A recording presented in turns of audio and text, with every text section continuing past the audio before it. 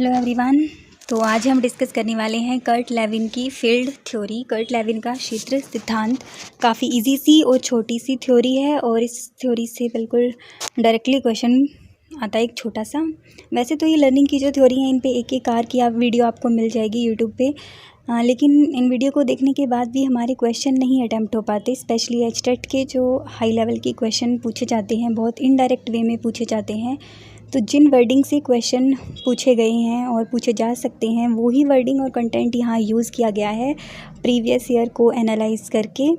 तो आप वीडियो देखिए, नोट्स बनाइए और फिर प्रैक्टिस कीजिए। प्रैक्टिस करना भी बहुत ज़्यादा ज़रूरी है। आपके सारे क्वेश्चन अटैम्प्ट हो जाएंगे और आप खुद ही इम्प्रूवमेंट देखेंगे खुद में। तो चलिए स्टार्ट करते हैं कर्ट लेविन की फील्ड थ्योरी। सबसे पहले तो आपको कर्ट लेविन के बारे में पता होना चाहिए कि ये father of modern social psychology थे। जैसा कि हमने लास्ट वीडियो में पढ़ा था, शिक्षा मनोविज्ञान के जनक कौन थे? थॉर्नडाइक। वैसे ही मॉडर्न सोशल साइकोलॉजी के जनक कौन हैं? Kurt Lewin. ये एक जर्मन अमेरिकन साइकोलॉजिस्ट थे और ये एक गेस्टाल्टवादी थे। गेस्टोल्ट की थ्योरी भी हम पढ़ेंगे। अभी आपको इतना ही ध्यान रखना है कि ये भी गेस्टोल्ट से ही संबंध रखते थे। और यहाँ से मेन पॉइंट है कि मॉडर्न सोशल साइकोलॉजी के फादर माने जाते हैं कर्ट लेविन। उसके बाद इनकी जो थ्योरी है फील्ड थ्योरी, इसके कुछ और नाम हैं। ये सारे नाम आपको ध्यान रखने हैं। वीडियो ख़त्म होने तक आपको ये सारे नाम याद हो जाएंगे।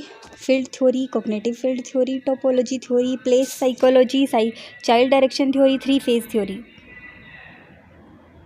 हिंदी में बोला जाता है क्षेत्र सिद्धांत या फिर प्राकृतिक दशा का सिद्धांत।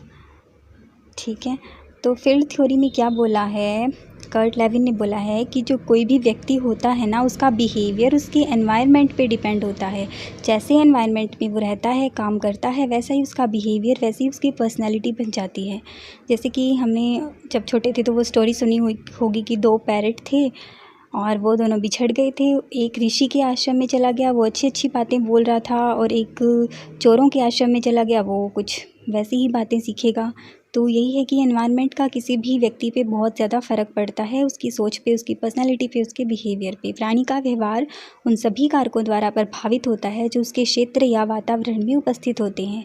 तो यहाँ जो कर्ट लेविन है उन्होंने एक व्यक्ति के आसपास का पूरा क्षेत्र बताया है, उसका एनवायरनमेंट बताया है जहाँ वो काम करता है, रहता है। ये एक इम्पॉर्टेंट पॉइंट है कि जो कर्ट लेविन है उन्होंने किसी व्यक्ति को मनोवैज्ञानिक मानव कहा है। ये पॉइंट आ चुका है कि मनोवैज्ञानिक मानव किसने कहा है? तो कर्ट लेविन साहब ने व्यक्ति को मनोवैज्ञानिक मानव कहा है। और जो इनकी थ्योरी है ना, वो मोटिवेशन पे भी काम करती है। मोटिवेशन और टीम वर्क का भी इन्होंने कुछ उल्लेख किया है। उसके बाद इन्होंने 3 मेन एलिमेंट दिए हैं जो एनवायरनमेंट में कोई भी व्यक्ति रह के करता है।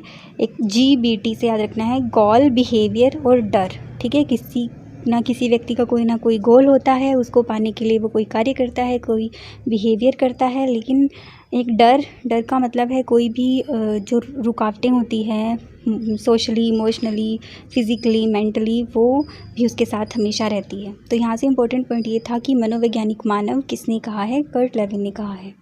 ये एक फॉर्मूला दिया था, ये भी इम्पोर्टेंट है, B = F(P)(E). यहाँ B है बिहेवियर, F है फील्ड, P है कोई पर्सन और E है एनवायरनमेंट। ये वही है कि बिहेवियर किसका रिज़ल्ट होता है? किसी भी पर्सन के जो आसपास जो फील्ड होती है, जो उसका एनवायरनमेंट होता है, उसका रिज़ल्ट है बिहेवियर। ठीक है, ये फॉर्मूला इंपॉर्टेंट है, ध्यान रखना, इजी सा फॉर्मूला है। उसके बाद ये इंपॉर्टेंट कंसेप्ट दिया गया है लाइफ स्पेस, या इसको वेक्टर स्पेस भी बोलते हैं। यहाँ से भी क्वेश्चन आ चुका है। सारे पॉइंट मैंने वही लिखे हैं जहाँ से क्वेश्चन बने हैं या फिर बन सकते हैं, सारे पॉइंट लिखे हुए हैं। तो लाइफ स्पेस की अवधारणा किसने दी थी, या वेक्टर स्पेस का कंसेप्ट किसने दिया था? कर्ट लेविन ने दिया था। इसका मतलब होता है आसपास का वातावरण। और इन्होंने एक बुक लिखी थी, प्रिंसिपल ऑफ टोपोलॉजिकल साइकोलॉजी। इसी से इनकी थ्योरी का नाम पड़ा था, टोपोलॉजिकल साइकोलॉजी थ्योरी। ठीक है, प्रिंसिपल ऑफ टोपोलॉजी से याद रखना, कर्ट लेविन ने दिया था। उसके बाद ये इम्पोर्टेंट कंसेप्ट दिया था, ये समझना थोड़ा ज़रूरी है। इसका क्या मतलब है कि बीच में एक कोई भी पर्सन है, वो क्या कर रहा है? अपनी नीड्स के साथ रहता है। मतलब उसकी कुछ आवश्यकताएं होंगी, उसकी कुछ नीड्स होती है हर एक पर्सन की, जिन्हें पूरा करने के लिए ही वो काम करता है सारे। तो उन नीड्स के साथ रहता है और किसी न किसी गोल को पाने की कोशिश करता है। लेकिन जब वो अपनी गोल की तरफ जाता है ना, तो कुछ फोर्सेस होती हैं जो बीच में दो टाइप की फोर्सेस बताई गई हैं। एक तो वो जो उसे रुकावटें पैदा करती है, जो बैरियर पैदा करती है, वो कुछ भी हो सकती है, फिज़िकल, मेंटल, सोशल। उसकी मेंटल हेल्थ ठीक नहीं है, या वो फिज़िकली ठीक नहीं है, या कोई उसे रोक रहा है, सोशली वो ठीक नहीं है।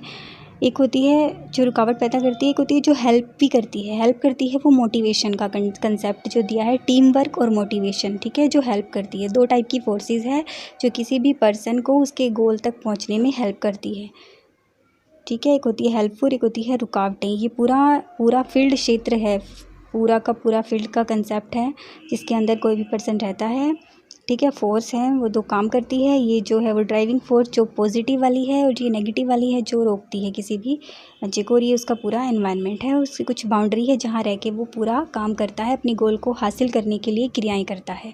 तो बस यही था कर्ट लेविन का फील्ड सिद्धांत, जिसमें उन्होंने एनवायरनमेंट को काफ़ी ज़्यादा प्रायोरिटी दी है कि कोई भी बंदा किसी एनवायरनमेंट में रह के कैसे काम करता है, उसके आसपास का जो क्षेत्र है वो उसे हेल्प भी करता है और रुकावटें भी पैदा करता है उसे अपना गोल हासिल करने में, ठीक है। आई होप आपको ये पूरी समझ आ गई होगी। आप इसके बाद प्रैक्टिस क्वेश्चन लगा सकते हैं, प्रीवियस ईयर करके देखना, कोई भी क्वेश्चन आपका नहीं रहने वाला। तो मिलते हैं नेक्स्ट वीडियो में।